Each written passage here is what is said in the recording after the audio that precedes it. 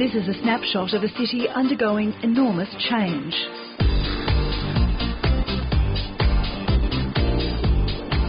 Skyscrapers, high expensive boutiques, Louis Vuitton outlets. It's just becoming one busy big city. Well, at the moment, Mongolia is the fastest growing economy in the world. A democracy since 1990, Mongolia is now a magnet for foreign investment, attracted by the country's mineral wealth. 550 kilometres from the capital in the South Gobi Desert, Oyu Tolgoi is the world's biggest undeveloped gold and copper mine. Up to 15,000 people are working on the $10 billion development of the mine, which will start producing ore in August, with commercial production from the start of next year. Medals for the London Olympics will be made with Mongolian gold from Oyu Tolgoi. Australia's mining experience is a valuable commodity in Mongolia. Brisbane-based CRSM opened an office in Ulaanbaatar 2 years ago and invests in Mongolian businesses. We're taking a small portion of equity in their companies and then spending further exploration dollars to increase the amount of equity we have in the company. But the maximum stake we would take at any stage is 49%. So the business remains a Mongolian business run by Mongolian people. What most foreign companies or foreign investors do is they usually come and take the majority shares and get actually the most control of the company. When they exit, there is not much left behind in terms of knowledge, in terms of expertise, in terms of experience to the Mongolian part.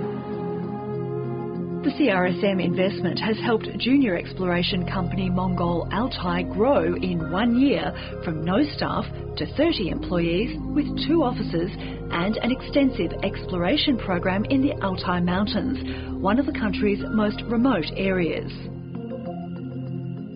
They do a regular training on our geologists. They do training on safeties and health operations, and also they do our own management skills that we really lack here, that we really require here the most. What we have brought to that business is expertise in geology and exploration, but also in governance of a business and accounting and finance. The opportunities for Australian business in Mongolia aren't limited to mining. Australian commercial law firm Allens Arthur Robinson has followed clients like Rio Tinto to Mongolia, opening an office in the capital after flying in and out for a decade. There's an understanding of the reliance on the Western economies, and they want to understand what is the standard that Western investors expect, and they want to be able to deliver that themselves. Erin Feros is passionate about Mongolia's prospects, but says the opportunity comes with responsibility. The company does pro bono work looking at Mongolia's legal framework and how policies can be developed, as well as offering postgraduate law students in Australia work experience. It is, of course, it is a lifetime opportunity for me, and I was very lucky. It gave me a very broad opportunity to share the legal experiences with the top lawyers in the world. He says Mongolia can learn from Australia's planning and environmental protection laws. The Australian companies admit there are challenges: the slowness of bureaucracy, the lack of infrastructure, plus the pressures of the boom, inflation and the rising price of real estate. Then there are the social ramifications of such rapid development and the influx of foreigners. Our traditional way of lifestyle is the nomadic lifestyle, where you move from one place to another each season, herding your livestock over the land and pastures. This does not really coincide well with the mining that's been happening. There have been some occasions where livestock herders have had complaints about not being able to continue their lifestyle as they used to before. But I think a lot of focus at this point is on the positive aspects of the mining boom.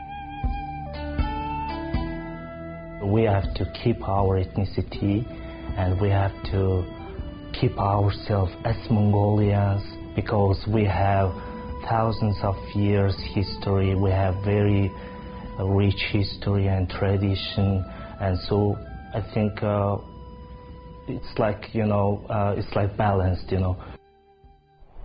Around 2/3 of Mongolia's population is under 30. Many study abroad.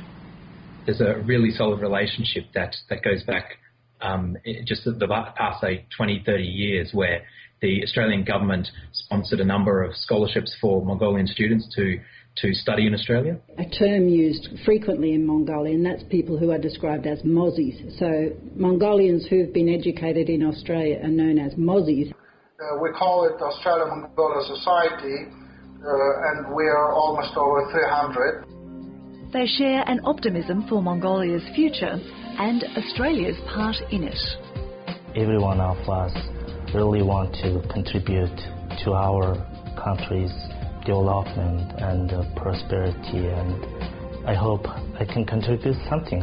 Yeah. It's a logical place for Australians to be. It actually emphasises our expertise in terms of resources development, and yes, I think we'll see a lot more Australian-Mongolian relations.